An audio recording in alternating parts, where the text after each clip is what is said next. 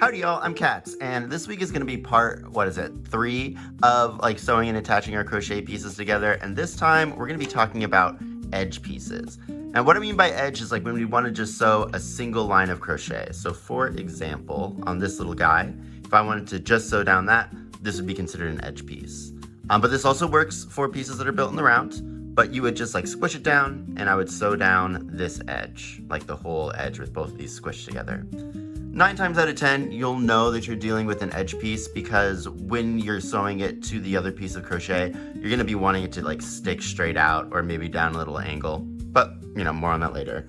As always, down below, you can find timestamps so you can jump to any part of the video that you might need. And if this is like your first or second time here, consider liking and subscribing. If this is your third or fourth time here, definitely like and subscribe. I think you like it here and I love having you. So to get started today, real quick, I just want to show you our pieces so that you can make your own and do the demo with me. So here's the brick that we're using, pattern right up there. Same thing as the other ones, just a little bit smaller this time. Remember that when we work our front post single crochets, our nick stitch goes directly in the space next to the post that we just worked. And then to close it up, I just do like a quick little ladder stitch. You can see here that I lost my game of yarn chicken, which was somewhat disappointing, but kind of looks nice. Then our next thing that we're gonna need is these cones. Go ahead and make 2 of them. And then finally, you're going to need 1 more of those cones, but we're gonna make, this is like my basic like ear kind of shape that I use. But it's basically the exact same cone pattern, but there's 1 more round. And that round can be a little tricky to do. So let me just go ahead and do it with you. I'll give you a second so you can make your final cone. Pause the video and whatnot. Okay, so here I am at that final round. And basically all we're doing is we're gonna be crocheting stitches to each other, but just like kind of in a weird way. So here's my first stitch of my next round, and I'm going to crochet that to the 6th stitch. So there's 1, 2, 3, 4, 5, 6. So I'm going to go and put my hook directly into that 6th stitch. Now what I'm going to do is I'm going to yarn over and pull up a loop, and I'm just going to pull it through here, and then I'm going to kind of fold this in half, and then really kind of pull this stitch tight, and then finish my single crochet. Cool. So now, it's all kind of bunched together, but we can see that our next stitch is right here. That would be the 2nd stitch of the round. And I want that to go into my 5th stitch, which is gonna be this little guy right here. Kind of can be hard to find, but if we just count, right? So here's the 2nd, 2, 3, 4, 5, count those tops. So then we'll just go in there. I am still pinching pretty tight, and I'm gonna pull this stitch fairly tight as well, just to make sure that it stays in there. And then our last stitch is going to be into the 3rd and the 4th, which is pretty diabolical if you're trying to find them, but a good cheat we can use is here's the post that's in between them. And if we just make sure we're behind that post, then we'll know that we've gone through both of those stitches. So, wazam. There we go, and we'll make our single crochet. Perfect. So now we're gonna just cut this down, and like with all of our other sewing when doing amigurumi, we want the length of our sewing tail to be about 3 times the length of our seam. That's like the minimum amount that you really want to roll with. I'm gonna go a little bit longer because this seems short and I would like something to kind of work with. And then I'm just gonna draw that through. And then if you kind of look here, we've made like a round with a row with 3 single crochets in it, and then we're able to fold and kind of tuck those other pieces underneath it. You see that? And then you can really kind of like manipulate and fold this around until you get the shape that you're looking for. But that's it for the intro, kind of a long one here, but grab all your pieces, get your darning needle, get your little, what do you call these guys, sewing pins, and I'll see you and we'll start with our first method. All right, so the first thing I want to cover is how we're going to pin down our edge pieces. Now pinning our edge pieces is going to be super similar to how we did our open pieces, in the sense that we're not actually going to be going underneath the stitches. We're going to be putting them right next to kind of where we want. So we're going to do that mapping method again. So to get started, I'm going to kind of just line this up in the middle-ish of where I want it to be. And I think that looks good right there, maybe a little bit over. And we're going to be working into the spaces once more. So if I hold this up, here are the 3 stitches that I'm going to be sewing down, and I want those to go in 3 spaces on my piece. So we're going to map that first one there. And once that first pin is in, we can usually just go straight across, right? Because we know where all of our other stitches are. So there's 1 for that stitch, 2 for that stitch, and 3 for my 3rd stitch. Now, the only other thing is we'll need to add 1 more pin. When we're doing our open pieces, this was because we usually close them off using an invisible stitch, which made an extra stitch for us to pin and sew around. But in this case, we just want to enter in a space before where our first like mapped stitch actually is, if that makes sense. So we'll push that little bad boy in there. And then there we are. That's going to be the line that we're going to be sewing across. So let's go ahead and get our bad boy on the darning needle. And this first method is going to be standard for both these like single edges and when we do the double edges.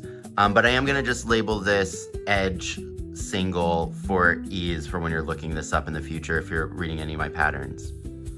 So what we're going to do is we're first going to go into that far stitch and then come up in our next marked stitch. So get out that pin, get out that pin, and there we go. And I'm just gonna pull this in there tight. Alrighty, so we're attached. Now here's what our stitch pattern is gonna look like for our edge single method. So here's our first stitch of the round. If this was pulled tight onto here, kind of like that, I'm gonna go from the underneath of that stitch, underneath both loops of it, and pop back out. Perfect. I'm now going to go back into the space on this little bar that I came out of, and I'm gonna pop up in the next stitch over. This should look really familiar to you for how we were sewing down our open pieces. And then we're gonna pull this, and we can pull this a little bit tighter than we would with some of our normal stitches. We don't really need to worry about puckering too much. But that's a stitch pattern, so let's do that again. So I'm gonna go from the bottom into my next stitch underneath both loops. Weird angle for me to do it at. There we go, underneath both loops. I'm trying not to split the yarn. I'm gonna pull that through. Now I'm re-entering the bar exactly where that yarn is coming out of. And then I'm gonna just pop over next into that next stitch that we mapped.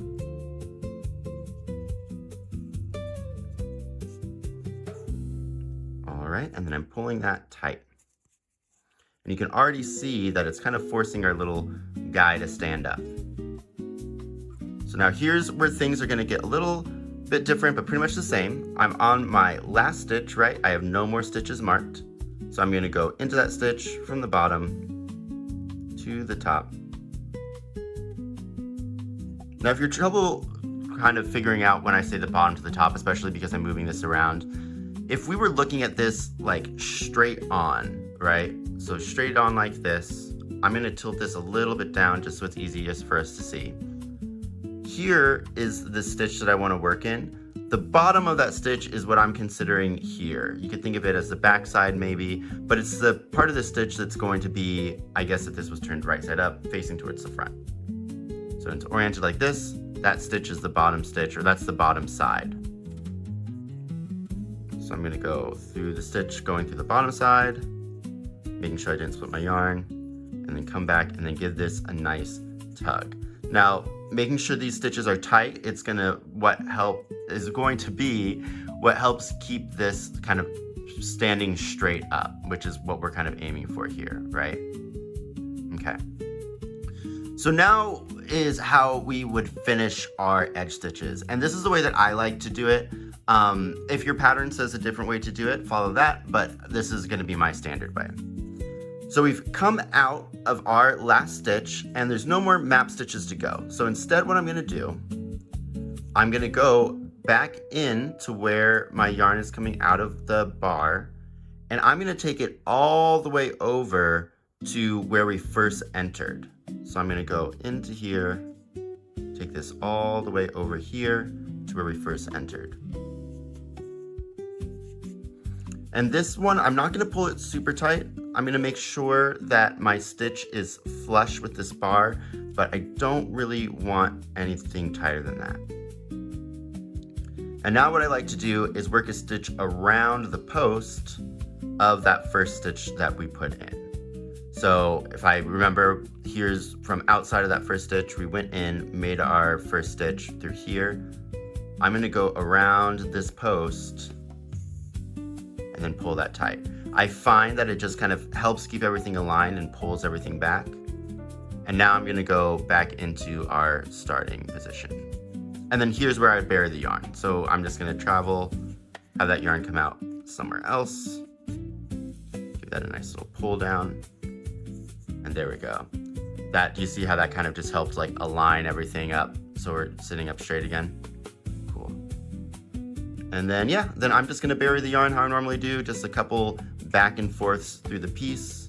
Again, however you like to bury your yarn, go ahead and do that. I've never found a lot of problems doing it this way, but you might prefer something different. Okay. That'd be kind of a fun video if we kind of stress tested all the different kind of yarn hiding methods to see which one actually is the best and how hard it really is to get these yarns out. I think that'd be fun. Okay, so I'm just pulling this and giving this a snip. Burying that yarn tail back in there. Get in there. But there we are. That is our edge single method. As you can see, we have like a straight line of crochet. We've only worked through those 1 stitches and we're getting a piece that's standing pretty straight up. If I go to the side, it's still pretty happy, sticking out, waving, saying hi. So let me go ahead and get our next setup where we're going to do another one of just that standard edge method that I told you. But this time it's going to be with we'll call it an edge double, a double edge method. Cool. All right, I'm just gonna get pinned up so we can just start sewing right away. All right, in a minute. Okay, so we've got our cutie patootie attached right here. And next it's time to do that edge double. Now, like I said before, it's going to be the exact same stitch pattern that we used for the edge single. There's just a couple little quirks that we want to talk about because we are going to be like kind of squishing down an open piece. Now, the first thing to mention is that this is going to work a lot better when you have an even number of stitches, right? Because we're going to be folding this in half. For these little cone guys, we have 12 stitches in the round, which means when we fold it in half, there will be 6 stitches. If we had like 13 and we folded it in half, that wouldn't be as easy to work in, but still doable. You know, you would just kind of put that 1 stitch aside and then double up on all the other stitches. So in this instance, because I have 12 stitches in my round, when I mapped out where I'm going to sew, I have my 6 stitches for when I fold this in half and those 6 that line up, and then I have my 1 more for where I'm going to start going in. Hopefully that makes sense. If not, leave a comment and either I or somebody else will gladly help ya. Okay. So we're going to be following the exact same stitch pattern. We're just going to be kind of doing it slightly different. I'm going to start in that first faraway stitch that we mapped and come up in the next space over.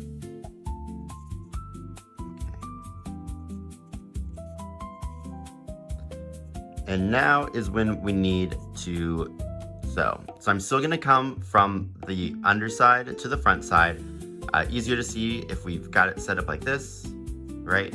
So here is my back side, my underside, or my thumb is hitting right now.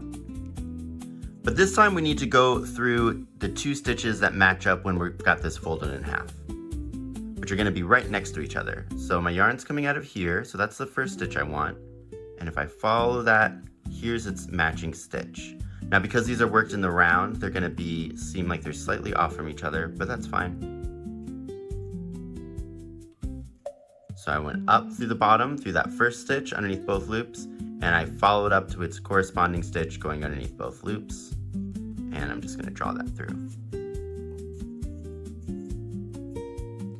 Cool, and then we will pull that tight. Now, like before, I'm gonna go back into the bar at the exact same spot that it came out of, and then I'm just gonna pop over to my next stitch.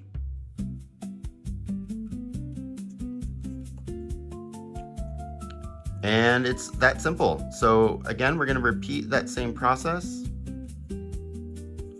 I'm gonna come up through my next stitch, which I can see is this one. Sometimes it can be hard to find, but if we look really close, we can see there's a whole bunch of shenanigans happening over here. We can see the yarn coming out into the body. So I know that this is my next stitch that I want. And then if I follow this up, we can see that this one's gonna be the next one that I want, because I can see the yarn going through the body underneath this stitch, meaning that this stitch has already been worked. So I'm gonna go into here and then up through the other.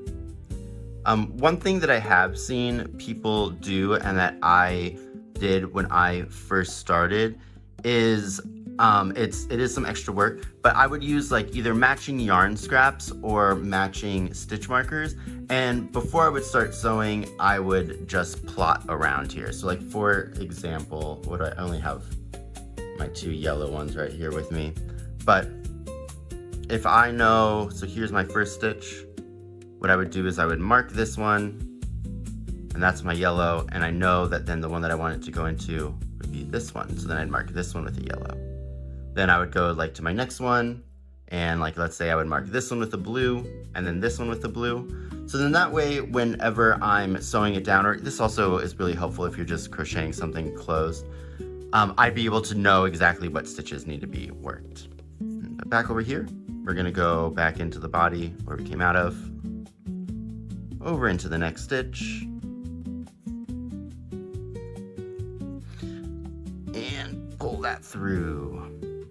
Remember, we are pulling pretty tight, not enough to pucker, but just enough to get this standing up straight. So let's find our next stitches. Here's a better example. We can really see this one being pulled. So I know this is my next one up here. And then we can see this one kind of being pulled. You see how the yarn's going into the body, which means this is our next stitch that we need.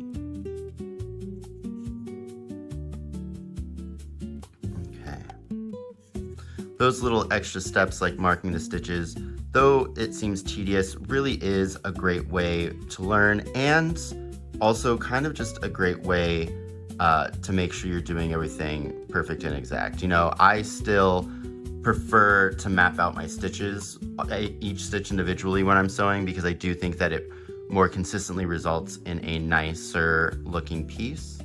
And I mean, I feel comfortable enough to teach you, so hopefully that says something about how it's still good to, you know, do the basics and not pretentious. I wasn't trying to sound pretentious. All right, so again, I can see, I get that yarn out of the way, stitches right here coming into here. So there's my next one that I need to work on this side. And if I pull this, I really now can see this yarn coming out of this stitch. Do you see that? Yarn, stitch. So there's the next stitch that I need to work in here. So I'll go up underneath both loops, like so, and work and pull through. So like I said, it's the exact same stitch pattern that we used for our edge single. We're just going underneath an additional stitch here. Pretty simple. Especially simple if you've already worked with your open pieces. or even your flat pieces, because this is a stitch pattern that we should be fairly comfortable with. We're just applying it in a new way. All right, we're here from the second to the last. Got a feather. I can see the yarn coming out of here, which means, get back here. I can see the yarn coming out of here. So here's my next stitch over here, and then I can see the yarn coming out from here. So there's my next stitch to be worked. Wow, that was smooth. Okay. Perfect. And now I'm going to go back down, come up in this next stitch.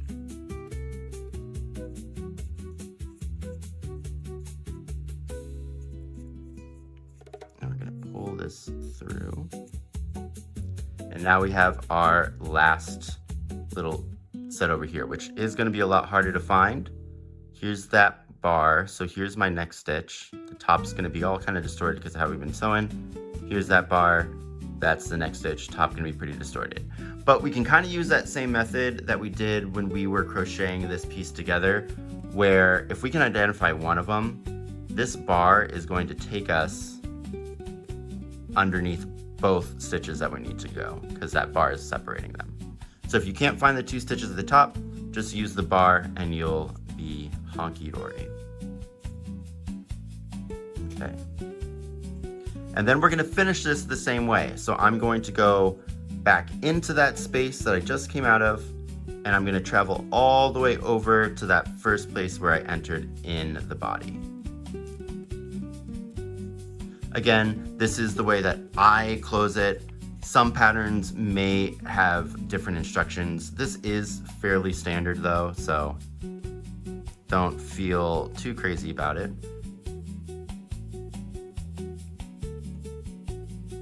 Okay, so now I'm here and I'm gonna work around that first post. A little bit harder to find here, but I can see my yarn's going into here. So if I just aim, let me see if I can pull it. Yeah, so I'm like looking like right here-ish. There we go. There'll be two posts that I'm going around this time, right? Because we have two stitches attached. But now that I'm around that post, I'm gonna go back into the body where it just came out of, and now I'm gonna go and just bury my yarn.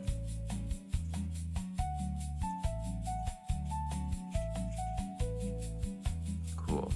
And here's kind of a good example for you. So this one was exactly 3 lengths of the piece that we were sewing down, this yarn tail. And as you can see, we were able to finish the stitch, but we don't have a ton of wiggle room for hiding our tail. Not that big an issue because we only really need to make a couple of passes, but that is something else to kind of keep in mind. Though we only need 3 lengths to actually complete the sewing, you might want to add a little bit more, just depending on how large your piece is, for burying the tail. Also just for having like the wiggle room to kind of get some purchase on your yarn. I do understand that, you know, sometimes we're like at the end and we don't really have that much yarn to sacrifice. So it is good to know that you can get away with just the 3 lengths. But in my experience, it's always a little bit safer to go to like 4 or 5 lengths. You know, you also have a problem if you go too long, because if you go too long, then it gets in the way when you're sewing. But most people don't make that mistake. Okay. Woo! Nice. Okay. So we just did our edge double, and let's see, we've got something, again, nice, standing straight up, enjoying its life, being perpendicular to the bar. Now we've got like, I don't know what this guy looks like, a little chicken maybe. But next up, we're going to do our final method. I'm gonna get mapped with my pins again off screen, and then we'll get sewing. All right, just a minute. All right, so I'm all pinned up and I'm pinned the same. Now this next method, we're gonna be calling the edge flap method. Now for this flap method, the thing that kind of makes it different is with our edge standard, like our edge single and our edge double, we're aiming to make something that stands pretty much straight up or perpendicular to whatever we're sewing it to. With this flap method, we're still aiming to sew along the edge, but we're trying to make the thing kind of hang down, like not completely flat, maybe at like a little bit angle, but we want it to be lying down. And because of that, this method only works with something that is built in the round, that has an open piece, just because of the way that we're going to be sewing it. I'll kind of talk more about how we would do the flap method for something that's just a single row of crochets, but that'll probably be in the outro. Okay, so we're gonna start exactly the same way. Got my yarn on my needle, I've got my mapped out. I'm gonna go into that first far one, and I'm gonna go in there and pop out at my next mapped stitch.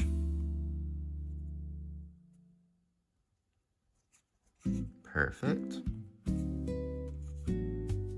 Okay, and now here's where we're going to deviate just a little bit from the plan. So just like last time, we do want to work through both loops, or I guess like both stitches, but we're going to do it slightly different. So I'm going to come to this underside.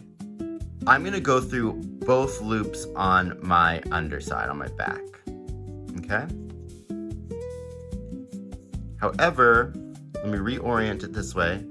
When I'm looking at my stitches that are going to be on my front side, I want to go through the back loop only. So from it oriented so that the right side is looking at us, we want to go through the back loop only of these stitches that are at the front of our piece.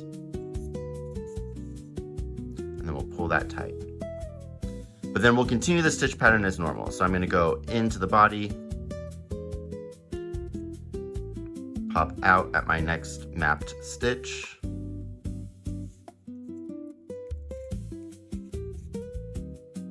find where my next stitch is supposed to be, and let's see, there's a stitch coming out from here, going into here. So here's my next one up here, and then here's my next one up here. So I'm going to go underneath both loops of the stitch on the back, but I'm only going to go through the back loop of the stitch in the front. Here it looks like I'm going through the front loop, but if we orient, this is the way that it's going to be sitting. I'm coming through that back loop. Okay, and then pulling that tight, and then continuing on.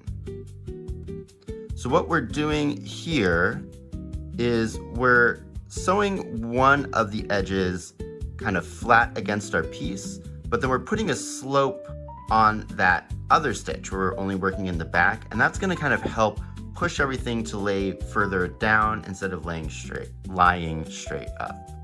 Lying or laying, sometimes I always get those confused. Other times I feel like I'm a superstar. All right, so there's a stitch. I'm going through the back,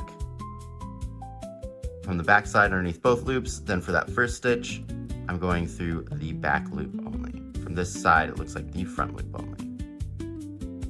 Get that closer.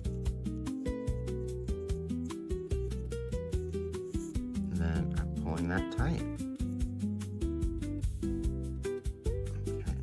So I'm re-entering the bar exactly where I just came out of, popping over at the next stitch. See if I can do it from like this angle this time. Okay. So, not really. So I'm seeing my next available stitch to work is here. So I'm going under both loops of that one. Then from this side, I can see that, let's see if we can focus. Here's my next stitch to work, right? Because we can see that yarn coming out of there. So here's my next stitch. I want to go through the back loop only of that stitch. There we go, back loop only. And give that a pull. Whoop.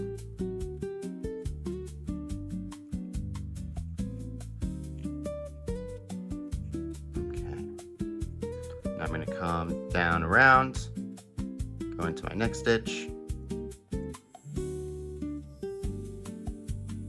come up,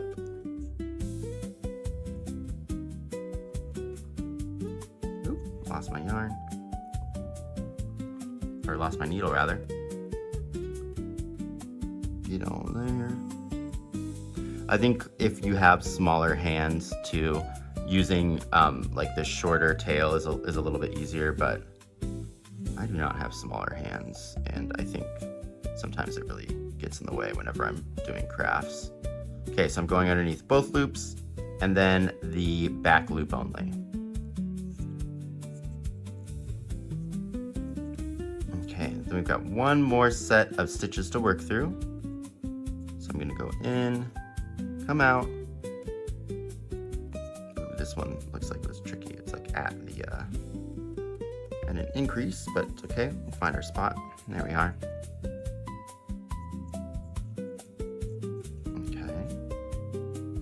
And again, this is where it gets kind of tricky. So here we really need to be cognizant. So coming out of there, here's my first stitch, and that one's twisted. But if I don't know how well you can see this on camera, but if I look really closely here, that's one part of it, and the other part is right there. Then here, right there, is my other stitch that I want to get the back loop in. Do you see that? So here's the back loop of that stitch. I'm gonna aim to go underneath both loops of here. Got that, and then only through the back loop over there. There we go.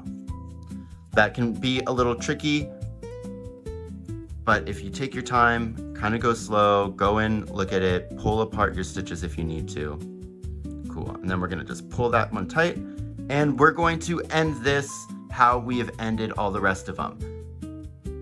So let's go ahead and go in. Again, follow whatever it says in the pattern. Sometimes when you are doing this flat method, they are going to want you to work down the side a little bit, especially if they want you to have it lie as flat to the piece as possible. So just keep an eye out for that. But otherwise, we can just finish it like our other ones. So I went into where that last stitch came out of. I worked my needle all the way through to the beginning, giving that a tug. Then I'm going to work around the post here.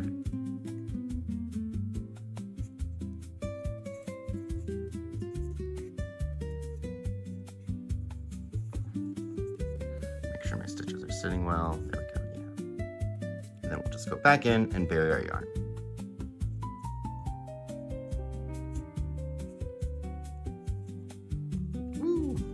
We don't have that much to bury, but again, this is like a tester piece, so I'm not too worried about that.